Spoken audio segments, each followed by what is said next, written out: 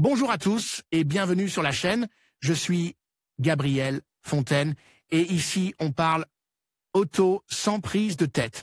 Conseils pratiques, explications techniques, accessibles et réponses claires à vos questions de tous les jours. Que vous soyez débutant ou passionné, vous allez trouver ici de quoi mieux comprendre et entretenir votre voiture.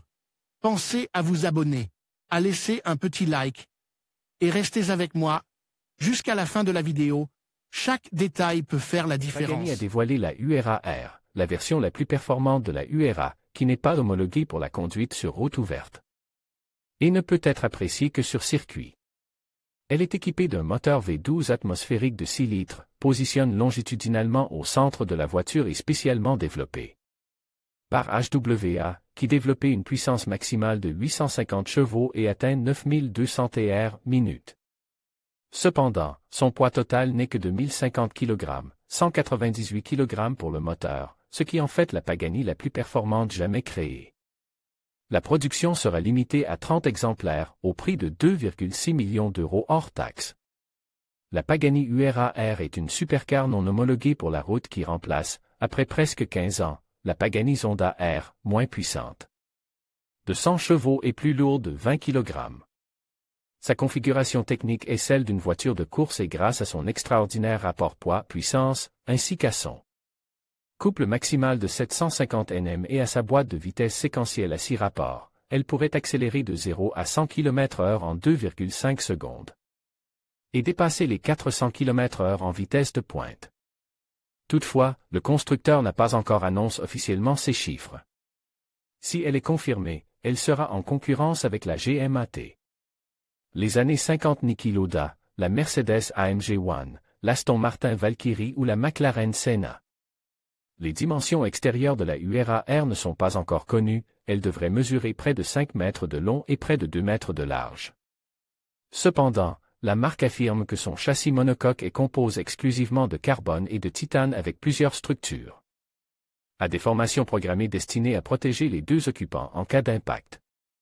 Il a également été rapporté que la voiture est capable de générer jusqu'à 1 tonne de force portante lorsqu'elle roule à 320 km/h. Ce qui correspond à la vitesse qu'elle pourrait atteindre sur la ligne droite principale de presque tous les circuits où se déroulent normalement les courses de GT et de monoplace. À cet égard, la garde au sol de la URA-R est extrêmement basse, ce qui permet de laisser passer le moins d'air possible sous la voiture, qui a un fond plat. Elle possède des éléments aérodynamiques actifs, un petit aileron arrière et un beaucoup plus grand à l'arrière, ainsi qu'un grand nombre de conduits pour réduire la traînée et refroidir le moteur et le système de freinage, développé par Brembo, avec des disques en carbocéramique de 410 mm de diamètre à l'avant, 390 mm à l'arrière et des étriers à 6 pistons sur les deux essieux. Son diffuseur, l'un des plus larges disponibles, est décoré aux couleurs du drapeau italien.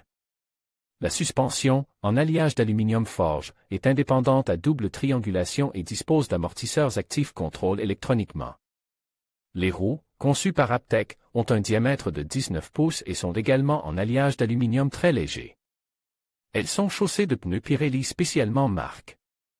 Tout dans cette voiture a été conçu pour l'efficacité et l'efficience sur la piste afin qu'une trentaine de clients, propriétaires d'autres modèles Pagani, puissent se réjouir de conduire une machine aussi exclusive que radicale et dont aucune image de l'intérieur n'a encore été dévoilée.